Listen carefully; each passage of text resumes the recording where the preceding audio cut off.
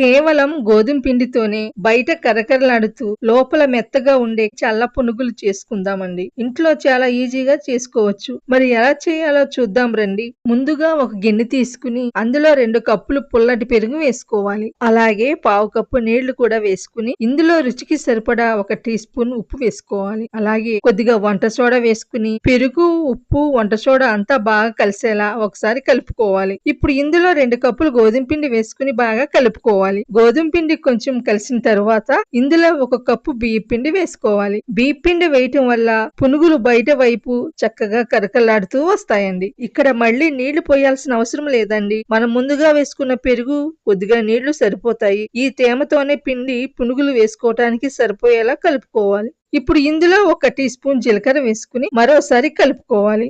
పిండి మరీ పలచగా ఉండకూడదు, అలాగని మరీ గట్టిగా కూడా ఉండకూడదు. చేతిలో కొంచెం పిండి తీసుకుని వదిలితే ఇలా పునుగుల్లా పడేంత గట్టితనంలో ఉండాలి. ఇలా పిండి సిద్ధమైన తరువాత మూత పెట్టి 1 గంట పక్కన పెట్టండి. పిండి 1 గంట నానుతూ ఉండగా మన కమ్మటి పల్లీ చట్నీ తయారు చేసుకుందాం. ముందుగా ఒక కడాయి పెట్టుకుని అందులో కొద్దిగా నూనె వేసి వేడి చేయాలి. నూనె వేడయ్యాక 4 పచ్చిమిర్చి, 1/2 కప్పు వేరుశెనగ గుళ్ళు వేసుకుని బాగా వేయించుకోవాలి. పల్లీలు, పచ్చిమిర్చి వేగిన తరువాత స్టవ్ ఆఫ్ చేసి ఇవి కొంచెం చల్లారనివ్వాలి. చల్లారిన తర్వాత వీటిని మిక్సీ జార్ లో వేసుకోవాలి. ఇందులో 4 వెల్లుల్లి రెబ్బలు, 1/2 టీ స్పూన్ ఉప్పు, కొద్దిగా కొబ్బరి, 2 టీ స్పూన్లు పుట్నాలు, కొద్దిగా చింతపండు వేసుకోవాలి. ముందుగా నీళ్లు ఏమీ పోయకుండా ఒకేసారి కచ్చాబచ్చాగా గ్రైండ్ చేసుకోవాలి. ఆ తర్వాత కొద్దిగా నీళ్లు పోసుకుంటూ మనకి కావలసిన గట్టితనంలో చట్నీలా గ్రైండ్ చేసుకోవాలి. చట్నీకి తాలింపు కావాలంటే ఒక చిన్న గిన్నెలో కొద్దిగా నూనె వేడి చేసి ఆవాలు, మినపప్పు, ఎండుమిర్చి, కరివేపాకు వేసి చట్నీలో కలిపేయండి.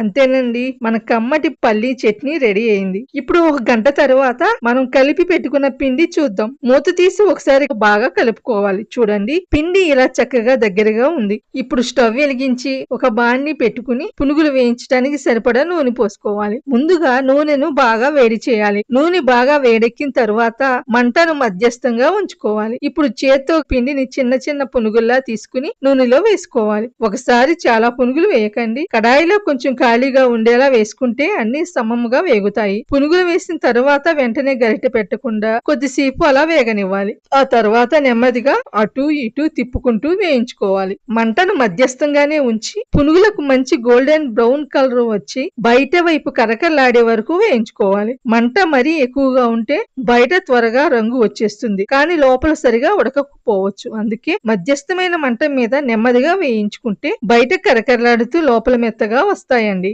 మంచి రంగు వచ్చిన తర్వాత నూనెలో నుంచి తీసి ప్లేట్లోకి వేసుకోవాలి. ఇలాగే మిగిలిన పిండితో కూడా పునుగులని వేసేసుకోవాలి. చూసారుగా, మైదా పిండి ఏమీ వేయకుండానే గోధుమ పిండితోనే మనం చల్ల పునుగులు ఎంత చక్కగా గోల్డెన్ కలర్ లో బయట కరకరలాడుతూ లోపల మెత్తగా వచ్చాయో మన పక్కన మనం చేసుకున్న పల్లీ చట్నీలో వేసుకుని తింటే రుచి ఇంకా అదిరిపోతుంది. మీరు కూడా ఈ రెసిపీని ఇంట్లో తప్పకుండా ట్రై చేసి చూడండి. మీకు ఎలా కుదిరిందో కింది కామెంట్స్ లో నాకు చెప్పండి. వీడియో నచ్చితే ఒక లైక్ చేసి మా ఛానల్ ని సబ్స్క్రైబ్ చేసుకోవటం మర్చిపోకండి.